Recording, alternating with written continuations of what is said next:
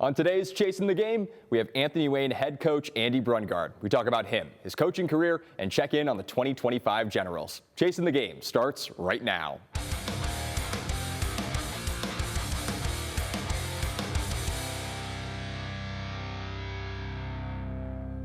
Welcome into Chasing the Game. Andy Brungard is here. Andy, thank you so much for coming into the studio and doing this. I know I've been trying all season to get you in at some point, and just love having you and talking to you about football. How's life? How are things recently? Yeah, things are great. We had a big win on Friday. I know that's how you want to go out on week 10 and finish on a high note going to the playoffs. So we're excited about our home game on Friday and see where things go from here. Absolutely. Regular season is done. As you were saying, a week 10 win. It was huge for you guys. Take people through that win, what it meant. You guys had a walk-off field goal essentially against Findlay. Kind of take me through that win.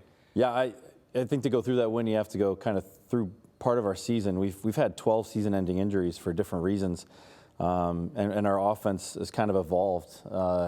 And so we went into Friday saying, guys, we're going to throw it 42 times, and we put it on the back of our skilled players like Cam Miller and Eli Donowa and Jathan Volts and Drayton McLaughlin and Mason Taylor, and we just kind of let them all get the ball as many times as possible. And we had a 4th and 4 at the end of the game that we threw to Cam Miller on our sidelines. And we kind of knew, Bo's always told me he can kick 5 to 10 yards farther on turf.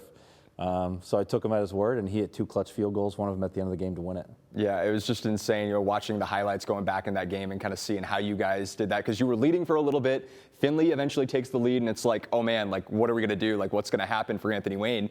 And like you said, you guys were able to go down there. You completed some really clutch passes, and you just enough to get within field goal range. And Seelenbinder hits that field goal. I mean, it was just incredible for you guys. And I'm so glad you brought up the injury part of it, because that really is a huge part of this season, whether or not we want to be defined by the injuries. You guys have, like you said, had so many injuries. Just what's that like when you lose guys like that on the O-line, you lose guys in the skill position? Like what's that like, losing guys that can really kind of derail a season, but you guys have managed to kind of stay engaged and stay winning? I think losing players is harder than losing a game, because they give you, as a coach, they give you everything they have, and it's pretty hard to take emotionally. Honestly, as a coach, I take everyone to heart.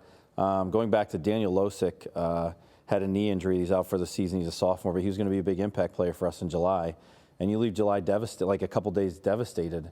And then Zane Cudzia had one week 1. I mean, he fell on air, broke his collarbone, like just at practice, no defense. And it's just been a weird year.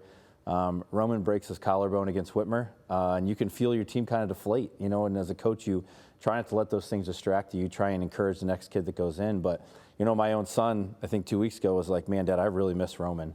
And you just constantly feel like there's a piece missing as the season goes on.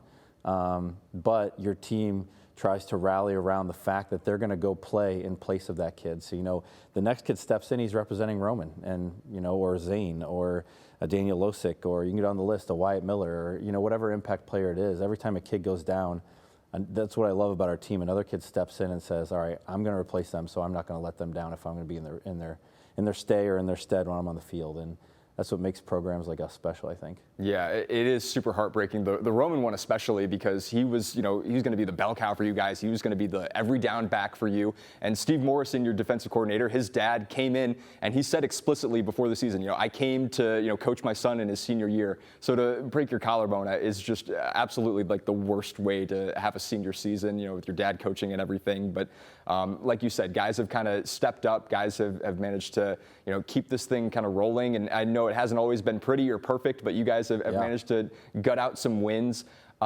Just where does that come from? Maybe just the toughness. Was that right away when you started coaching for Anthony Wayne, or is that something that you think you had to develop over years?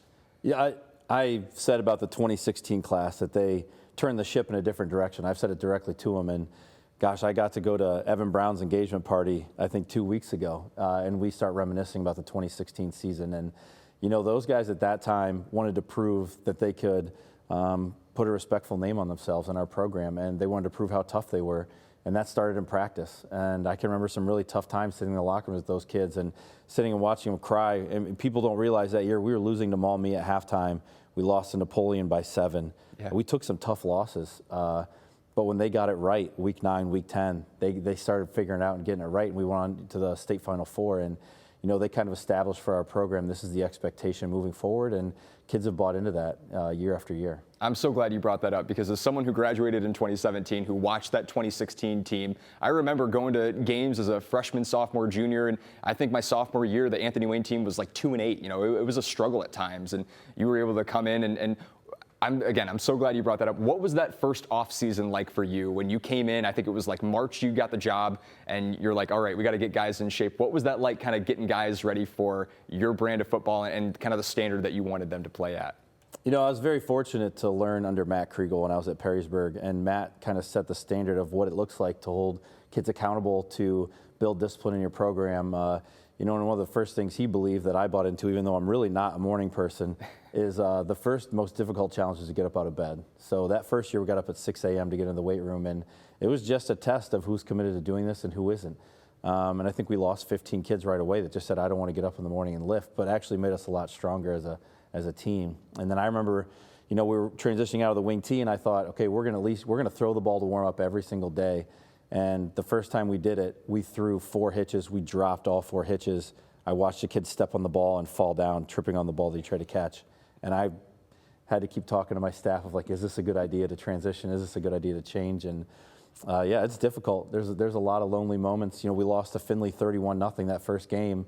You try to get everybody to believe and buy in, and then you drop one like that. And it was hard, but you know, we rallied around each other. We had a belief system, we had expectations, and we didn't waver from those. And they helped, you know, keep our program going forward for the last 9 years. Yeah, you touched on so much more, you know, great things that I remember from that team. We did, I mean, I say we, but I really wasn't a part of it. I was just a kid who used to play as like a little kid, and then I get up into high school, and I was not a football player, you know, not a varsity athlete at least. But I watched all those games, and I remember that 31-0 loss to open your career, and it's like, man, like what's happening with Anthony Wayne football? Like where are we going to go from here? And I would never have guessed in a million years after that game that we would have, you know, won 10 games and got to the regional final, you know, won a regional final, get to the state semifinals. Like, just incredible what happened with that team. And I can remember, you know, we lost to Findlay 31-0, and I went into John Snyder's office, and it was a belief in our locker room. I said, do not take Findlay off our schedule.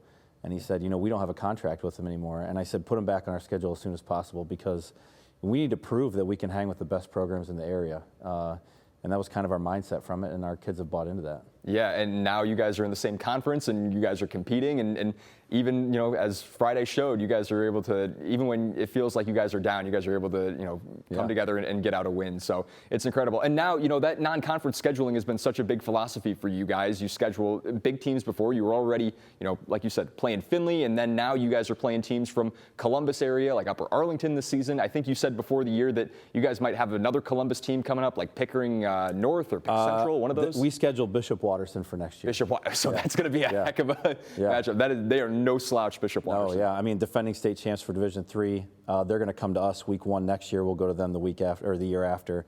Right now, we only have 2 non-conference opportunities. So we'll play Bishop Watterson. We'll continue to play St. John's. And I mean, those are 2 respected programs in Northwest Ohio and in the state. So I feel like if you want to be the best, you got to beat the best. And it's hard to know where you stand as a program if you're not playing really good competition. So I mean, that's important for us year-round. Absolutely. So you guys, throughout the years, after that 2016 team, which again, historic for Anthony Wayne, you guys won, I think, 6 out of the next 9 NLL titles. How do you think that you were able to just continually have success year after year? There kept being different guys. There was always a different quarterback or a different running back.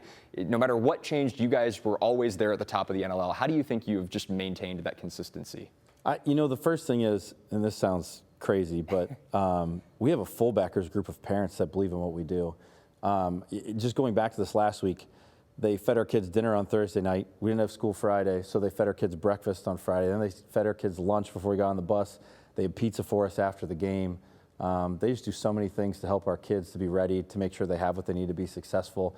And they do a lot to support me and the coaching staff too, and that's huge. When you have buy-in, not just from your school administration, which we also have, but then your parents and your players, and everything's flowing in the same direction, that helps make things successful. You know, you're not fighting battles that are small or petty, or, you know, things that people don't necessarily believe in. And I think in 2016, it was Angie Barney, who was our fullbackers president, got behind me, and she helped set that group in the right way. And we've been fortunate to have presidents that have come through for that fullbackers group, like you know, Matt Cunningham, and now it's Brianna Cadill.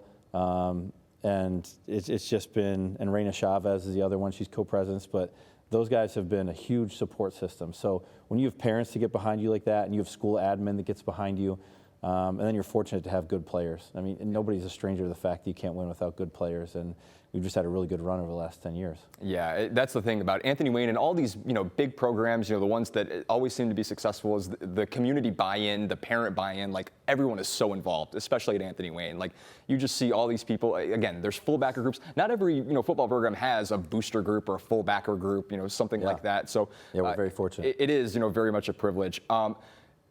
Cam Miller has been a terrific player for you guys. What has he meant to you guys this season? He seems to be the one guy that no matter what injuries happen, he just always seems to be there, and he's ready to make clutch plays for you guys. It's interesting when coaches ask me, what can you say about Cam Miller?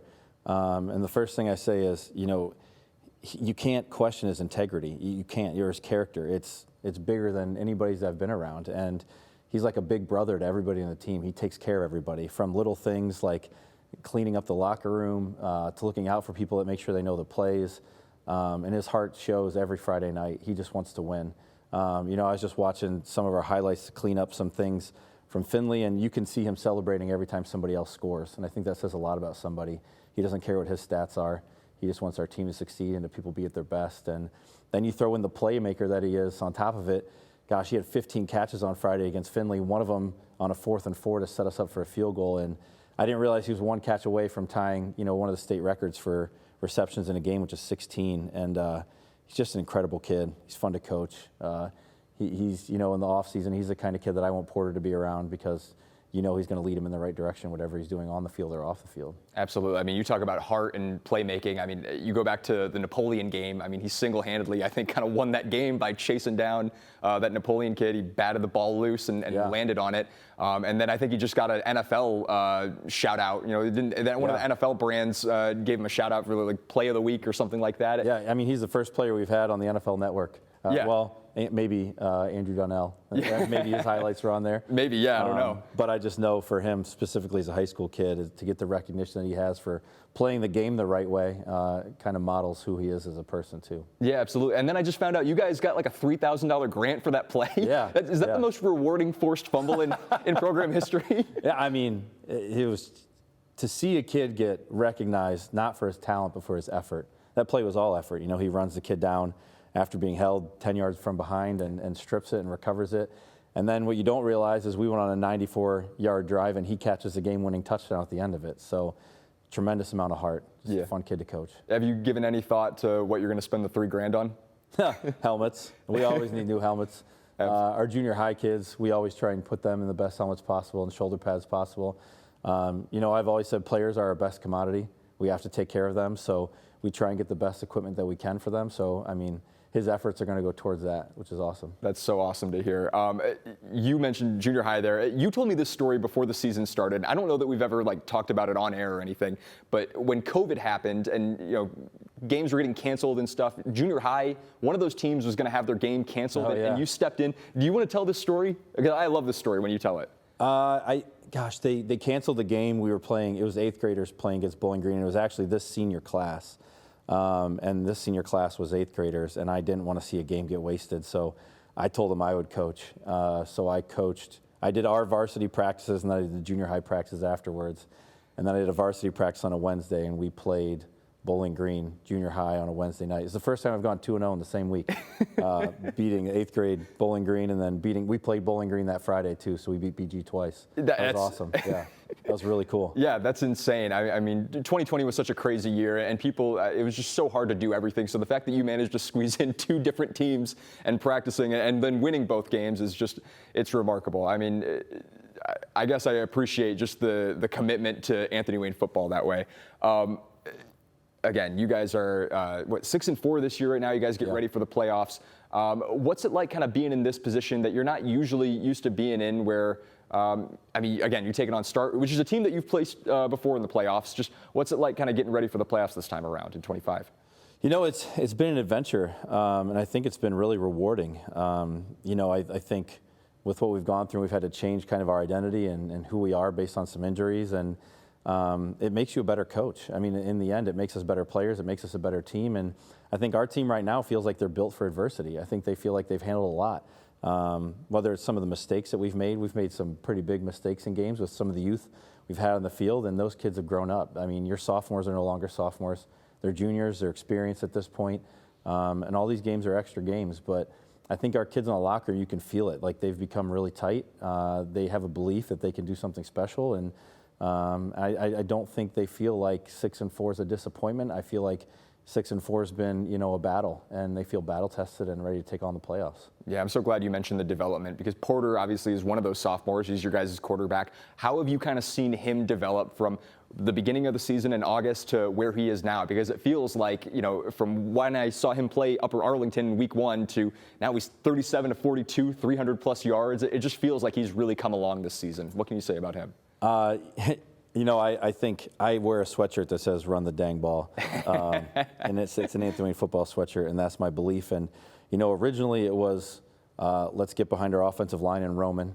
Let's create an RPO system for Porter to throw off of it, give him some quick, easy passes and a few dropbacks, and let's see where we can build it from there.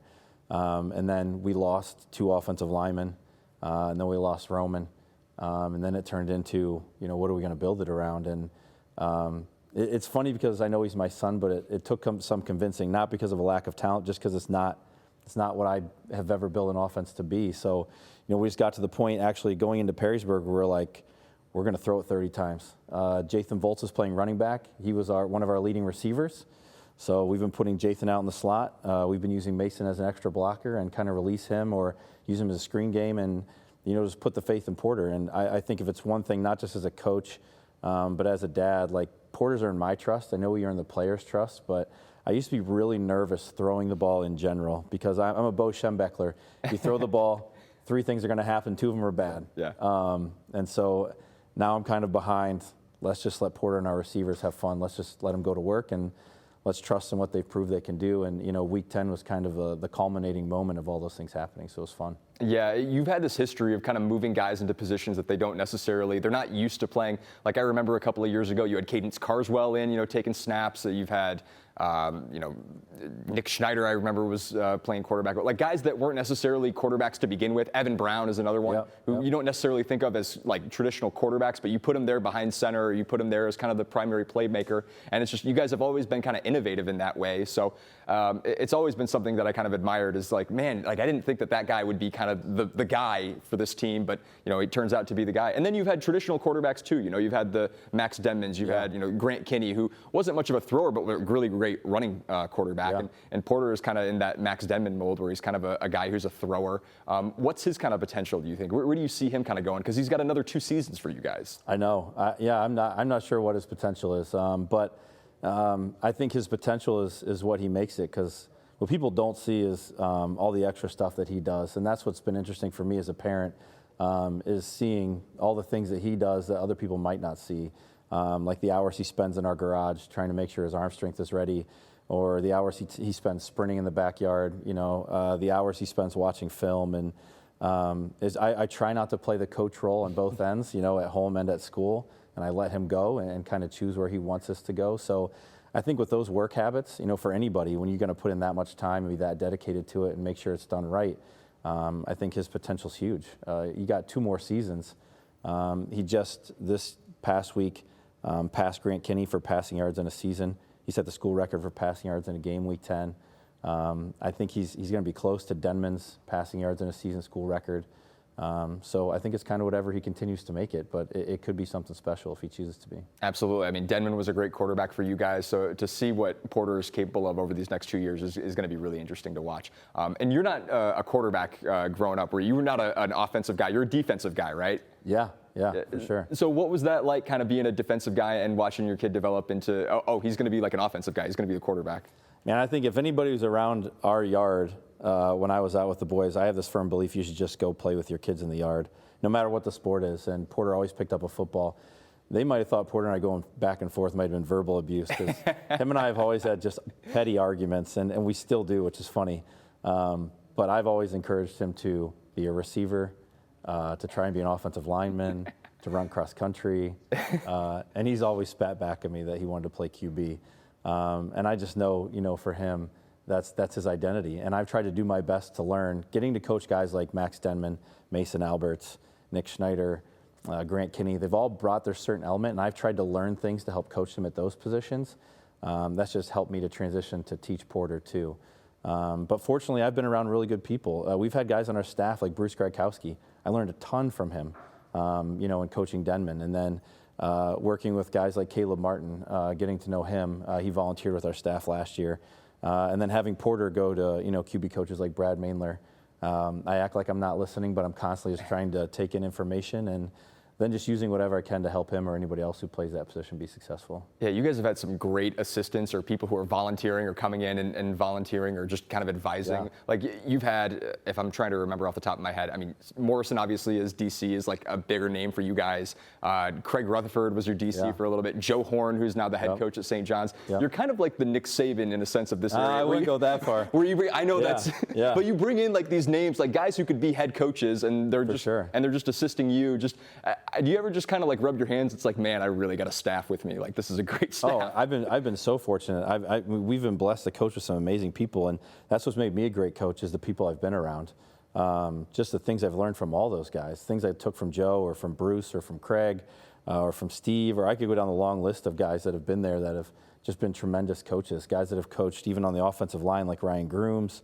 We've had a ton of great guys come through and coach for our program, and sometimes you're only getting a year from them, but what they leave behind, even if they only are there for a year, that either our kids learned or I've learned, has stayed with our program for years. Yeah, and so again, you guys 6-4 this year. You're getting ready for the playoffs. I want to take it back to when you were the DC for Perrysburg. What were those years like, especially near the end, where you guys, those Perrysburg teams in the mid-2010s were just, on fire. What was that like? Kind of those years when you were not a head coach, but you were, behind the defense. You were calling the defensive plays. I think what was interesting about that time period, I remember when I really wanted to be the defensive coordinator, and I had all these things ready to take into Matt Kriegel, who was the head coach, and him and I talked for a little bit, and he gave me the opportunity to do that. And I go into a defensive meeting for the first time, and I'm looking at Roger Frank, who was the head coach at Perrysburg previously, my former head coach, Ray Pullman, who was the head coach there when I played, Todd Sims, who had been coaching there for 20 years and coached me when I was in high school. And I'm looking at this group of guys of like, I feel like they know more than me. You're only as good as your help, and those guys were a great help for me as a young person, at 24, trying to transition to that role. I learned a ton from them. And then as the years go on, I feel like iron sharpens iron, and Matt did an incredible job of calling offense, and I was calling defense, and I would take the scout defense in practice. And I feel like Matt and I would kind of go back and forth in fun ways of, I'd do some things on scout defense that he'd have to think about how to change what they were doing on offense, and then he would do some things on offense that would make me think of what would I do on defense. And I just feel like that staff, we just all made each other so much better, and we moved little pieces around that made us better as coaches. And we were obviously surrounded by some really talented kids, and we had a ton of fun. We went to the state Final Four my last year at Perrysburg, and then lost to LaSalle, and then to do it again my first year at Anthony Wayne and lose to LaSalle. It was a great 2 years, Perrysburg and Anthony Wayne. Absolutely. You had, I think, from 2015 to like 2018 or 19, you had like all the NLL players in a row. You had like Chaz Westfall, and then it was like Evan Brown, Nick Schneider, Max Denman. It was just like all in a row. Like you were on fire, man. Like everything you touched was like just the best it could be in the league. Again, you were like 24 years old when you started calling plays for the defense for Perrysburg. That's a D1 school. It's always been a huge school, so that's just incredible. We talk about guys who are like 24 years old who are like head coaching, but it's at like a D7 school, and that's impressive in its own right. But to be like a D coordinator of like a big program like Perrysburg at that age, that's really impressive. How soon did you get into coaching? Was that your first job right after college, or how soon did you get into coaching? I volunteered with Matt right out of college. Okay. I took that weird route when I graduated the University of Findlay of I don't know if I want to be a teacher and a football coach or not, and I took that fall off. I worked landscaping, and I just remember smelling in August the grass being cut, and I was like, what am I doing? I need to be on a football field. And then Matt allowed me to volunteer that next year, and then I coached 2 years as an assistant and coached the JV team. And then, it's kudos to Matt. He gave me the opportunity. I'll never forget when he said defense here on Coach Brungard, and standing there and looking at a group of kids, and you're like, I'm responsible for all of this. And I learned a ton from Matt and the veteran coaches that were on that staff, and it just grew up quickly, and you have to. It was a lot of fun. Absolutely. So, and you played football at Findlay, right? Yeah. Your dad is originally from Findlay, or what was the story there? How'd you get to Findlay? What was that? I don't even know. My dad's actually from Pennsylvania. Okay. So we lived in Pennsylvania until I was in 5th, 6th grade. Then we moved to South Carolina. My dad worked for Owens Corning. Okay. We moved from Anderson, South Carolina to Toledo. So I played at Perrysburg. And then when I graduated Perrysburg, I had some smaller schools like Ohio Northern and Findlay and some other places I was looking at playing, and ended up at Findlay. I couldn't even tell you, other than I wanted to go into education. And I knew it was a good education school and had an opportunity to play football. I ended up there. My dad has been an adjunct professor there. Okay. My sister also graduated from there. So Gotcha. I know there's a scholarship that is in my family's name set up through my parents, my mom and my dad. So it's kind of been a university that, my dad and my parents love and have invested a lot of time in. For sure. Are you still teaching right now, or are you in administration? What are you doing now at Anthony Wayne? I'm now the dean of students at the high school. Okay. So mostly discipline and attendance. Yeah. A little bit different than I thought I'd ever be doing, but there's a great admin team at Anthony Wayne that I really enjoy working with, even the secretaries and the people in the office, and it's been a huge blessing to work there. Absolutely. And I don't think discipline's probably too big of an issue at Anthony Wayne, right? I feel like those kids are pretty good for the most part. You know what? Even giving it attention is not easy. People don't realize how stressful that is, and just trying to help kids understand and promote, like, we're just trying to put you down the right path and the decisions that you're making, but yeah, it can be stressful even with the smallest phone call home or email. Absolutely. Yeah. All right, so Anthony Wayne, you guys take on Start this week, first round of the playoffs, and then we'll see from there. So you guys got another 2025 playoff journey ahead of you, and should be another exciting season for you guys. Absolutely. So, absolutely. Yep. Andy, thank you so much. Appreciate it. This was thank awesome. you. All right, that's going to do it for this episode of Chasing the Game. Be sure to check out all of our episodes on the WTOL 11 Plus app, which you can get for free on Roku TV, Amazon Fire TV, and Apple TV. You can also watch and listen to all of our episodes on YouTube and on Spotify. We'll see you guys next time.